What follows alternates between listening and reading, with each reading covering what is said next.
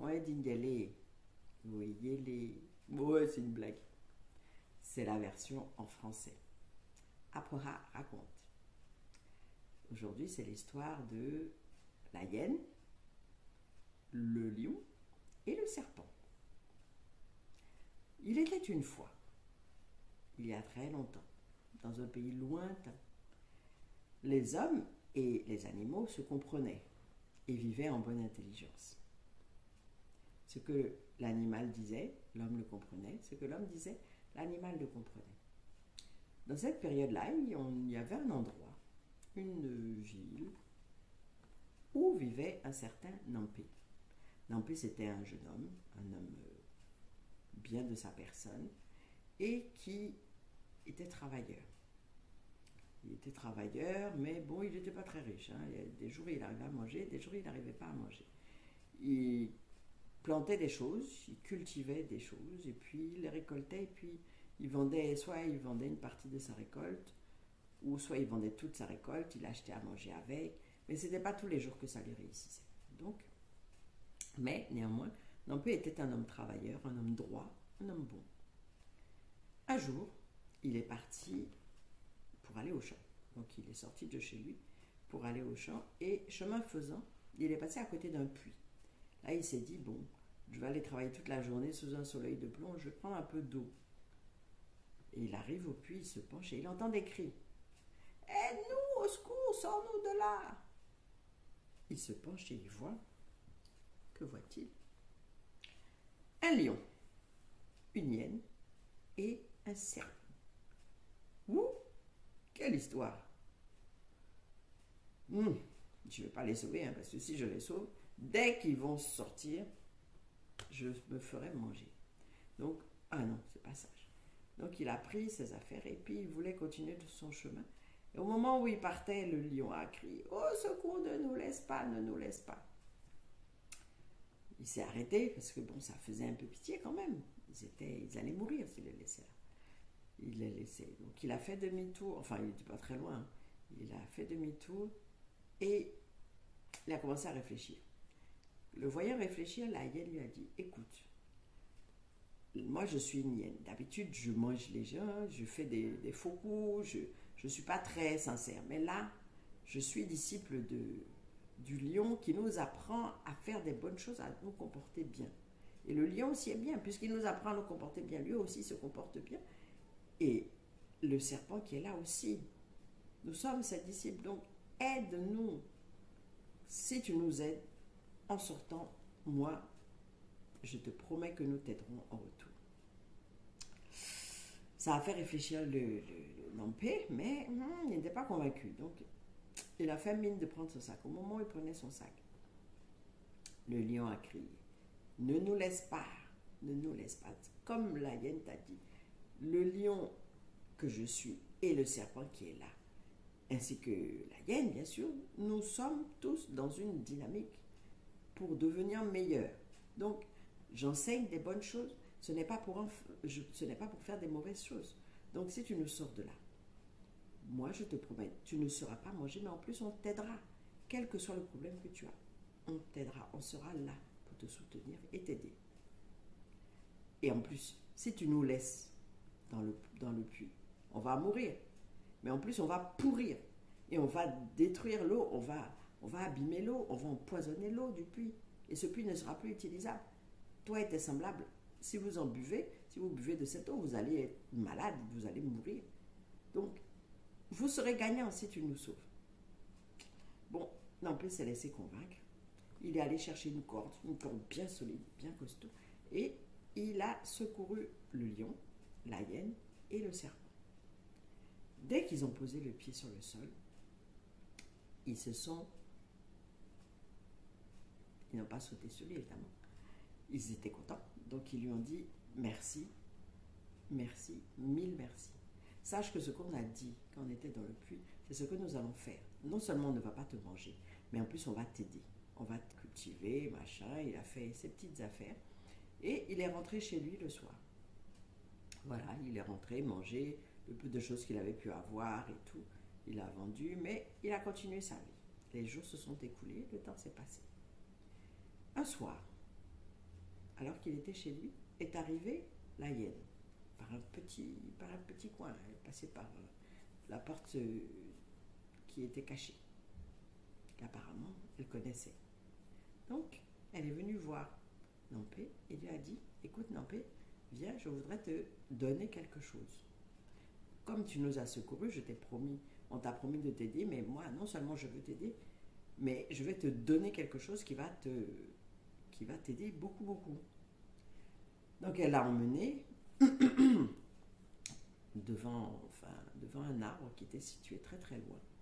Nampé l'a suivi, puisque la première fois ils auraient pu la manger, ils ne l'ont pas mangée, donc pourquoi ne pas la suivre?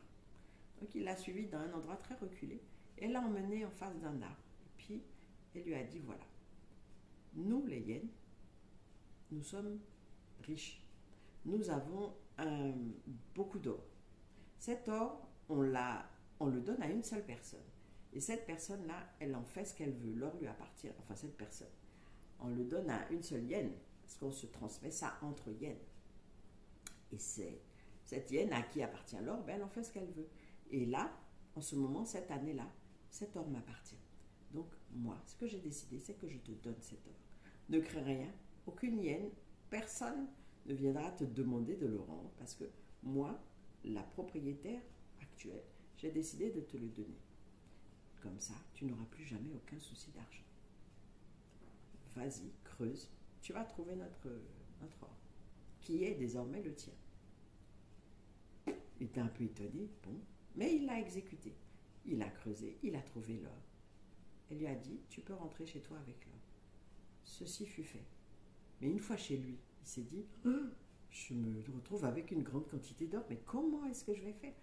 On vit dans un pays où seul le roi a le droit d'avoir de l'or, seul le roi a de l'or. Et là, c'est de l'or que je n'ai pas volé, c'est vrai, mais je ne peux pas prouver l'origine, je ne peux pas dire que c'est la hyène qui m'a donné. Qu'est-ce que je fais? Est-ce que je cache cet or? Est-ce que je l'utilise? Si je l'utilise, je vais me faire attraper. Comment faire? Je vais demander à mon meilleur ami. Mon meilleur ami qui s'appelle le traître. Voilà. Mon meilleur ami, c'est son prénom, le traître. Comment peut-on avoir un meilleur ami qui s'appelle le traître? Enfin, c'était son meilleur ami. Donc il est parti l'appeler, il est parti le chercher, il l'a ramené, il lui a montré l'or. Et puis il lui a tout expliqué. Il a dit, voilà maintenant où j'en suis. Je ne peux pas sortir cet or-là. Je ne l'ai pas volé, mais je ne peux pas le sortir. Si je le sors, je vais avoir des ennuis. Qu'est-ce que je fais, le traître? Qu'est-ce que je dois faire? Donc le traître fait mine de réfléchir et puis lui dit, bon, c'est vraiment compliqué ce que tu me demandes. Laisse-moi aller réfléchir et puis je vais te dire. Je te dirai quoi faire. Donc le traître est parti. Il est sorti de chez Nampé et il a fait mine de rentrer chez lui. Sauf que le traître, en voyant toute cette quantité d'or, était jaloux. Il a fait semblant d'aller chez lui, mais il a couru tout de suite au palais royal. Et une fois arrivé là-bas, il a demandé à voir le roi. Et il a dit au roi, voilà, Nampé, il s'est caché, il a volé de l'or. Tout le monde sait ici qu'il n'y a qu'une seule personne qui peut avoir de l'or et qu'il n'y a qu'une seule personne qui a de l'or, c'est toi, le roi. Donc c'est un or malhonnête. Tu ne peux pas le laisser comme ça. En entendant ça, le roi est rentré dans une grande fureur. Il a appelé ses gendarmes, ses militaires. Allez me chercher Nampé tout de suite. Qu'on me le ramène. Et bien sûr, il a récompensé le traître. Toujours, les traîtres. Donc le traître, il est entré chez lui tranquillement pendant que Nampé était ramené de force. Une fois que, avec son or bien sûr, une fois qu'il s'est trouvé en face du roi, le roi lui a dit, écoute, tu as de l'or qui n'est pas à toi manifestement, puisqu'il n'y a que moi qui ai de l'or. Donc je suppose que c'est le fruit d'un vol. Et quand c'est comme ça, les voleurs chez nous, on les met en prison. Allez hop, aussitôt dit, aussitôt fait. Ils l'ont mis en prison. Malgré les grandes protestations de Nampé, qui, il était mal à l'aise, mais voilà, il essayait de se défendre. Pas question, on l'a mis en prison. Et donc la vie a continué. Et Nampé se lamentait dans sa prison, mais qu'est-ce que vous voulez qu'il fasse? Il était enfermé. Les jours se sont passés, les semaines se sont passées, et un jour apparaît dans sa cellule le serpent. Oh! Et le serpent lui dit, tu nous as aidés quand on était dans le puits. Nous avons juré que, quelle que soit la situation où tu te trouves, si tu as des soucis, on va venir t'aider. Là, aujourd'hui, c'est mon tour. En plus, c'est lors de la hyène qui t'a mis dans cette situation. J'ai d'autant plus de raisons de t'aider. Voilà ce que je vais faire. Le roi, quand il va sortir, eh ben, je vais le mordre. Je vais me cacher dans de l'herbe ou bien dans un bosquet. Et dès qu'il va passer, je vais le mordre. Et pour le guérir, parce que ma morsure, elle est venimeuse, donc ça va le rendre malade. Pour le guérir, tiens, voilà, je te donne ce médicament. Sois-en sûr, garde-le bien. Si tu entends que le roi a été mordu, crie pour qu'on vienne te libérer et dis que tu peux le soigner. Et évidemment, tu le soigneras.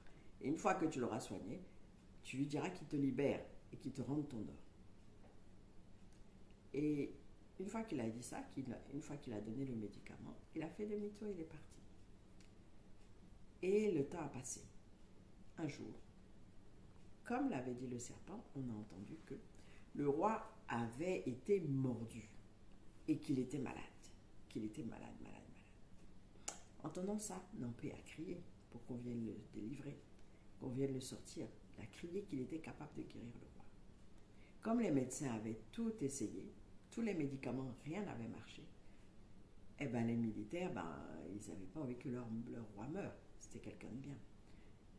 Ils ont escorté Nampé, donc ils l'ont libéré de sa cellule, l'ont escorté jusqu'au roi.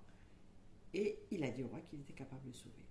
Donc le roi a accepté son aide. Et notre ami Nampé a commencé à danser, à tourner à gauche, à tourner à droite. Il avait le médicament, mais il ne pouvait pas montrer et venir directement comme ça soigner le roi. Non, ça aurait été trop facile et puis on l'aurait soupçonné de... Enfin, voilà. Donc il a dansé, il a fait des salam alek, il a tourné,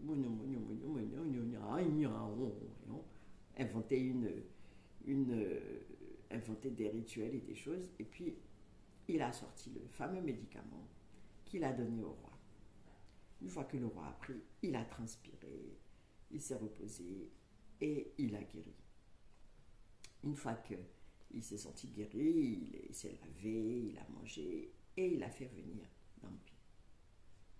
Il lui a dit, voilà, Nampé, comme tu m'as guéri, je te donne ta liberté, mais aussi je te rends ton or. Et en plus, je pense que je vais faire mettre le traître en prison parce qu'il est venu me raconter des salades. Tu n'es pas un homme malhonnête, tu es quelqu'un de bien.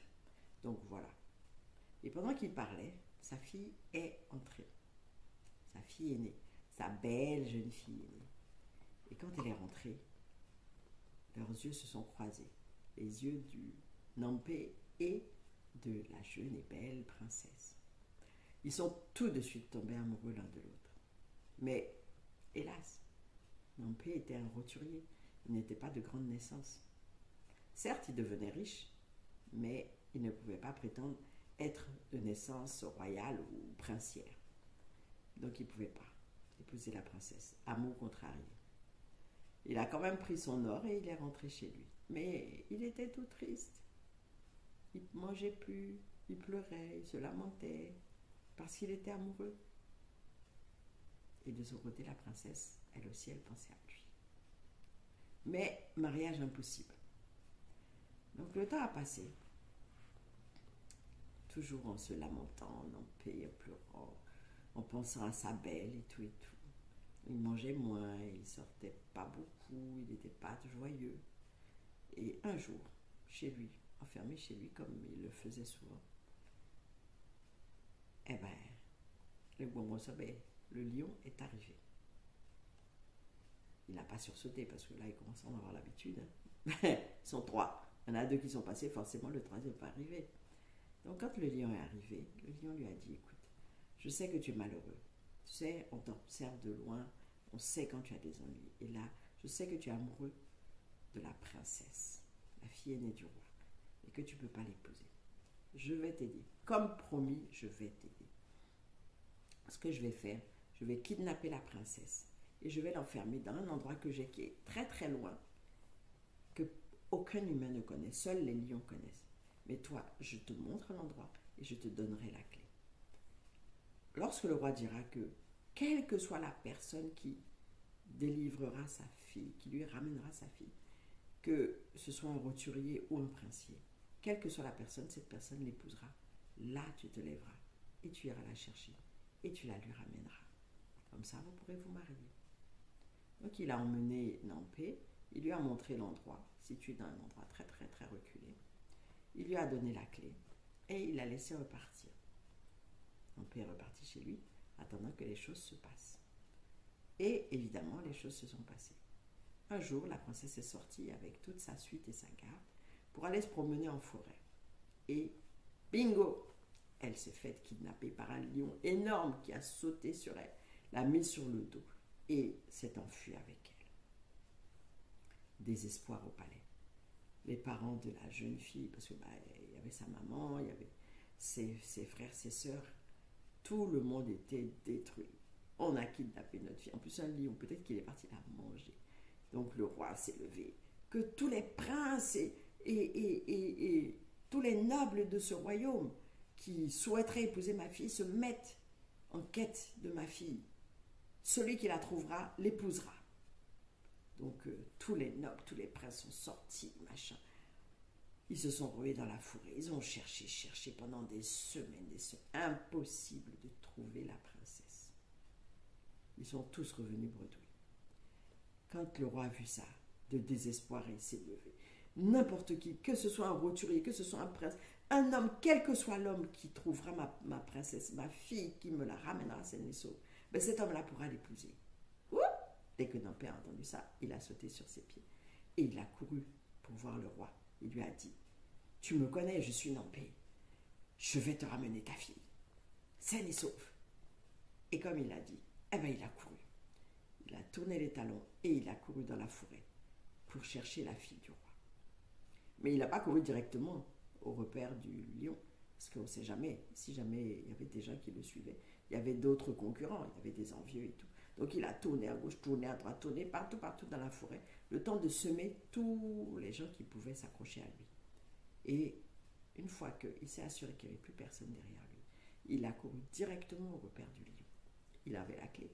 Et il savait que le lion ne lui ferait rien et tout. Il est arrivé au repère, il a ouvert la porte.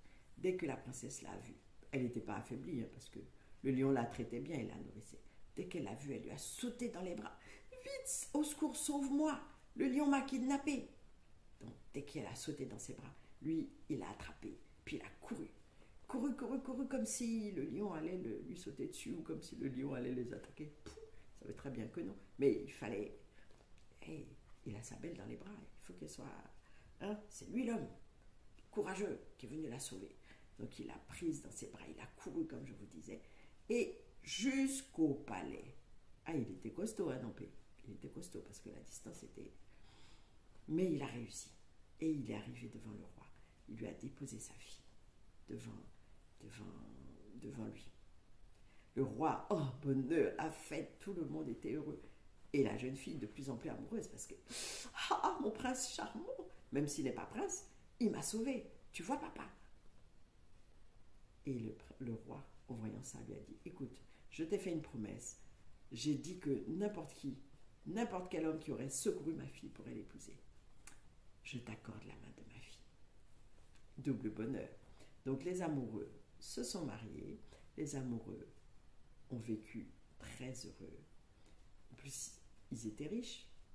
Il y avait déjà de l'or. La fille aussi était de naissance royale. Elle n'était pas pauvre. Ils n'avaient vraiment pas besoin de grand-chose pour atteindre le bonheur, la plénitude. Mais en fait, ils avaient besoin de l'amour. Mais l'amour, ils l'avaient déjà. Donc, ils vécurent heureux, eurent beaucoup d'enfants. Et ainsi, le conte se termine. Tout ça pour vous dire que un bienfait n'est jamais perdu. Aidez-vous les uns les autres. Aimez-vous les uns les autres. Ça ne sera jamais perdu. Jamais, jamais, jamais. Anima Bundialé. L'histoire est terminée. Bonne nuit, si vous êtes prête à vous coucher, ou alors bonne journée à vous. À la prochaine. Au revoir.